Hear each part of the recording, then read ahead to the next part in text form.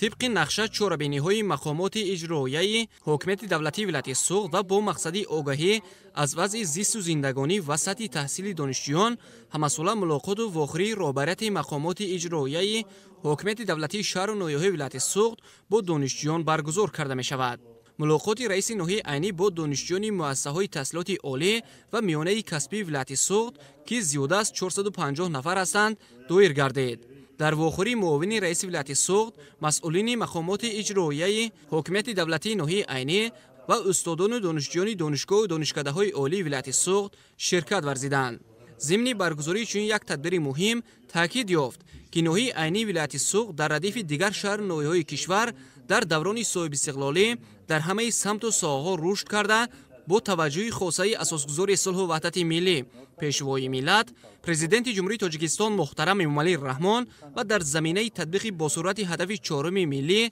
صنعت کنونی با صورت کشور در ناحیه بخص و ساحه صنعت رشد و انکشاف می‌یابد که این عامل پیشرفت اقتصادیات بهتر گرداندن وضع اجتماعی اقتصادی اهالی توسط بلند برداشتن حجم استحصال محصولات صنعتی فراهمسازی جایهای کاری و متخصصان است. ناحیه عینی برای رشد صنعت کوهی، استخراج و کارکرد معدن‌های کوهی، متال‌های قیمت‌بها امکانیت و اقتداری بزرگ دارد و در ناحیه فعالیت داشتن کارخانه‌های عظیم صنعتی شهادت آن است که در ناحیه امکانیت‌ها بهره رشد باز هم بیشتر صنعت بخصوص صنعت کوهی زیاد میباشد.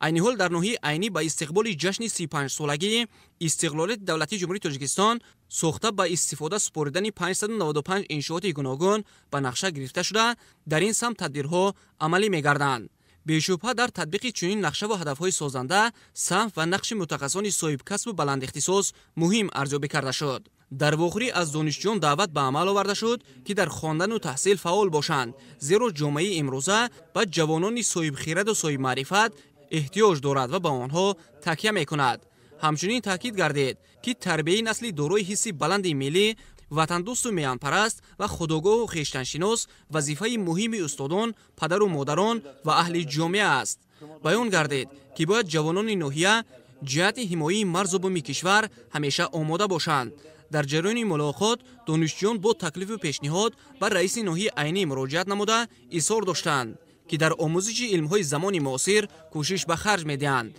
و پس از ختم دانشگاه به زادگاه خود برگشته بهر پیشرفت ساحه‌های گوناگون خواجگی خلق سهم ارزنده می‌گذارند. سوالی شریف زاده، بزرگمهر شامالیکوف، شایرم بنزاده، اخبار.